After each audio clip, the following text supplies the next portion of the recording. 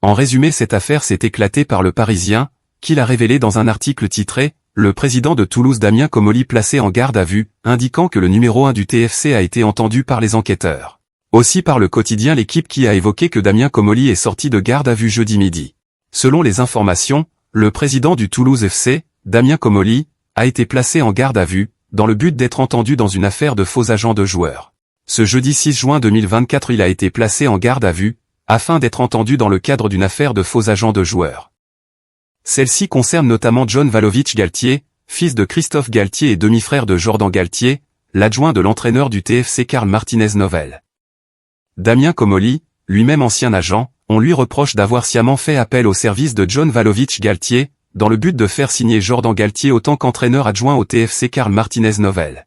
Le Parisien précise que dans les 9 interpellés dans le cadre de cette affaire, l'un d'eux est mis en liberté, tandis que Damien Comolli et le directeur général de Dijon Football Côte d'Or, DFCO, Emmanuel Desplat, ont été convoqués par la police judiciaire et seront jugés au mois de juin. Parmi les 6 autres, 3 faux agents dont le fils adoptif de Christophe Galtier, et 3 vrais agents détenteurs d'une licence. Le TFC a confirmé les informations du Parisien selon un communiqué officiel. Damien Comolli, président du Toulouse Football Club, a été entendu hier, accompagné par Maître Olivier Martin, avocat, dans le cadre d'une enquête en cours concernant des agents de joueurs. Dès le début de la procédure, Damien Comolli a pleinement coopéré avec les enquêteurs, répondant à toutes leurs questions et fournissant les informations demandées de manière exhaustive. Le Toulouse FC et Damien Comolli ont toujours scrupuleusement respecté les règles établies, en toute intégrité et totale transparence. Le contenu du communiqué publié concernant Emmanuel Desplat est comme suit.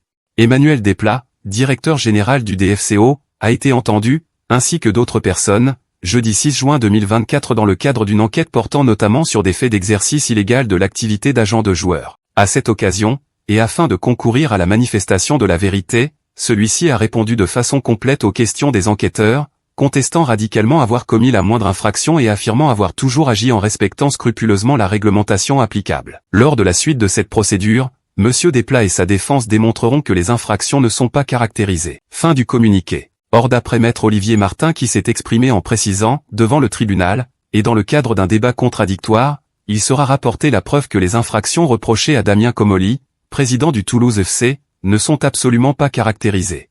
Aussi le club, qui a assuré de sa totale confiance dans le tribunal, pour disculper totalement son président a indiqué qu'il ne fera pas de commentaires supplémentaires sur cette affaire jusqu'à nouvel ordre.